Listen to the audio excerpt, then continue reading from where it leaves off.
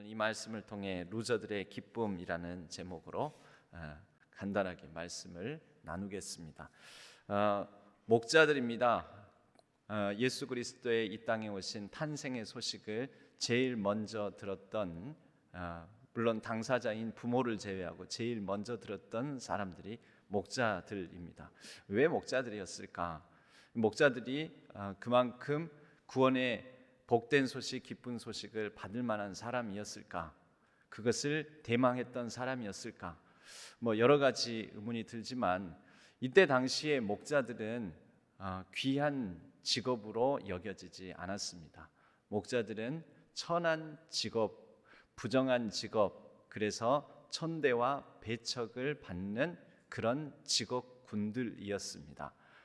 목축업은 전통적으로 지금은 로마의 다스림을 받고 있지만 로마 이전에는 바로 바벨론 제국의 통치하에 있었지요. 유대 왕국이 망하고 난 다음에는 바벨론 제국의 통치를 받으며 또 많은 사람들이 바벨론 땅으로 포로로 끌려가기도 했습니다. 그런데 그때 바벨론 땅에 끌려가지 않은 사람들 부류가 있었습니다. 바벨론 사람들은 농경 문화를 더 우선시하는 사람들이었는데요. 그들에게는 목축업은 대단히 더럽고 추하고 부정한 사람들이라고 여겨져서 바벨론 사람들에게조차 아무 쓰잘데기 없는 사람들, 그래서 포로로 끌고 가서 별로 사용 가치가 없는 사람들로 여겨졌습니다. 바벨론 사람들에게조차 쓸모 있는 사람으로 여김을 받지 못했던 직업군이 목자들이었습니다.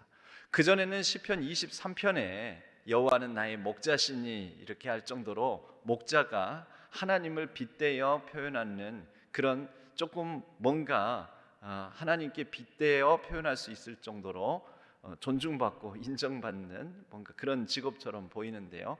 이런 바벨론 시절과 이런 역사적인 아픔을 겪으면서 목자들은 점점 더 사회에서 밀려나고 아무짝에 쓸모없고 부정하고 소외된 사람들을 대표하는 직업군이 되었습니다. 심지어 이 목자들이 사람이 좋은 대우를 받고 좋은 인정과 칭찬을 받고 이렇게 하면은 그 사람이 그것에 합당한 만큼 또 품위와 어떤 자질들을 갖춰 나가는 면도 있습니다. 그런데 목자들이 이런 대우를 자꾸 받다 보니까 목자들 스스로도 자존감이 굉장히 떨어져 있었고 그들 사이에서도 자조적인 한숨, 그런 절망감, 무력감, 무기력감 이런 것을 가지고 살아가는 모습을 보이게 됩니다. 예루살렘 성전에서 쓸 제물로 쓰여질 양을 키우는 배우지의 역할을 이 베들레헴 땅이 했다라고 오늘 낮에도 말씀을 드렸는데요. 바로 그러한 양을 밤중에도 지키고 키우면서 때로는 주인 역할을 하는 게 아마도 성전 제물로 드려질 양을 관리한 제사장 그룹군들, 좀 가진 사람들, 부유한 사람들, 양떼들을 가지고 있는 정도면 부유한 사람 있잖아요. 그런데 그들이 일일이 매일 양떼 수를 헤아리진 않잖아요. 그리고 사이사이에 어떤 양이 새끼를 낳을 수도 있고 이런 양떼들의 숫자에 예민하지 않았기 때문에 그것을 총책임하고 관리하는 밤중에도 관리하는 이 목자들이 때로는 주인의 눈을 피해 주인의 눈을 속여서 한두 마리 양 도둑질을 하는 경우들도 있었습니다.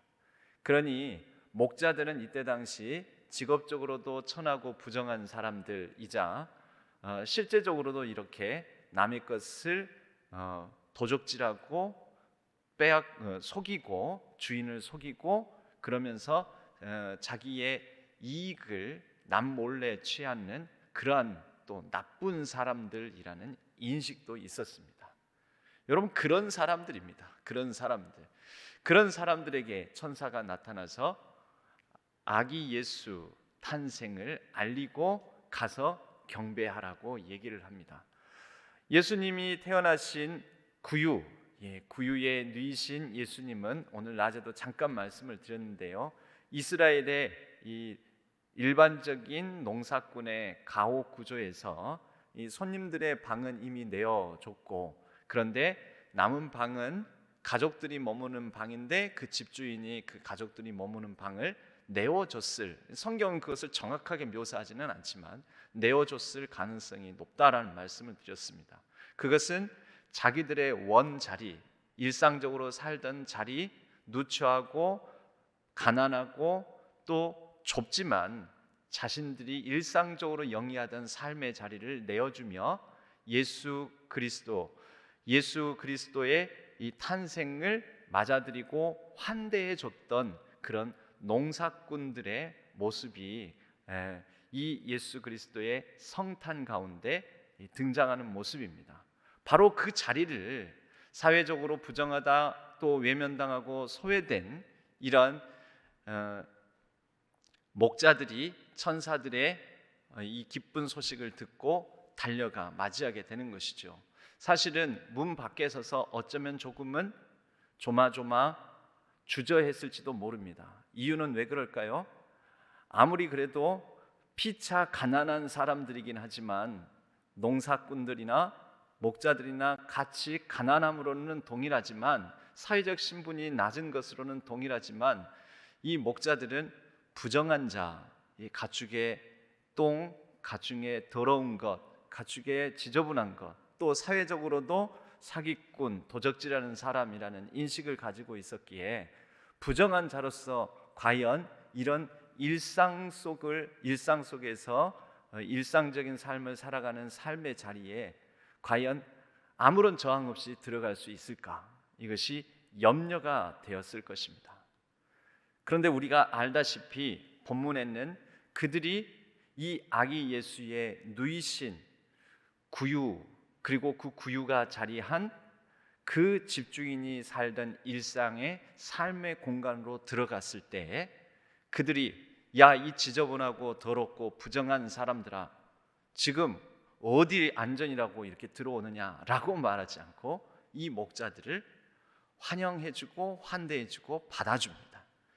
여러분, 예수님께서 태어나신 이 구유가 놓인 이 집의 자리는 농사꾼들의 자신의 일상의 공간을 내어준 환대의 자리이면서 목자들의 그동안 역사적으로 쌓인 사회적 소외와 아픔, 이것들이 품어짓는 또 다른 환대의 자리, 가난하고 연약하고 소외되고 사회적으로 눌렸던 사람들의 환대와 연대의 자리였습니다.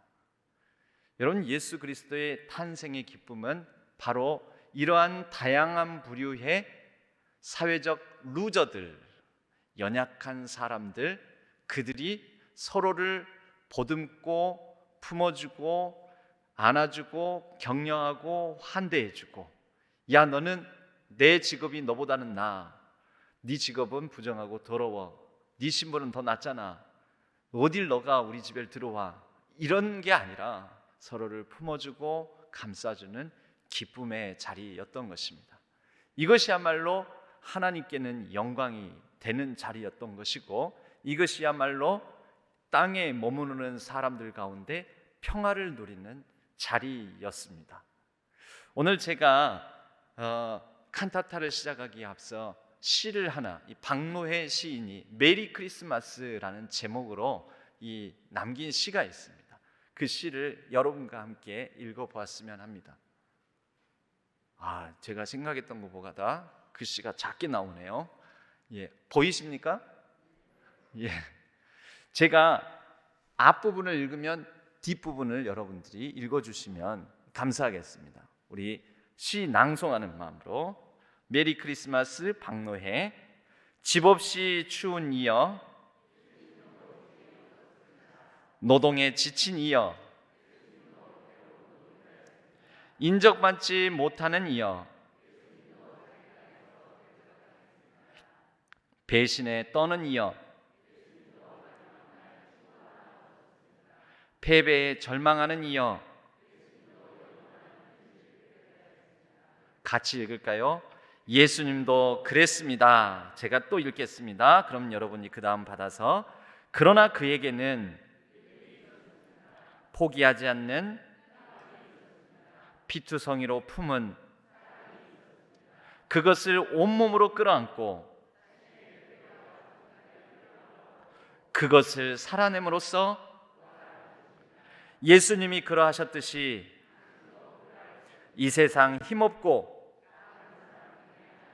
당신 속에 하나님이 아멘이라는 말이 나오지 않습니까? 저와 여러분에게 이 시간 함께 루저들의 기쁨이 있었던, 환대와 연대가 있었던, 하나님께는 영광이요 그리고 땅에서는 그것을 하나님이 기뻐하신 사람들 중에 평화가 이루어졌던 그 자리의 기쁨이 충만한 오늘 칸타타 이 찬양 예배가 되기를 간절히 소망합니다. 기도하겠습니다.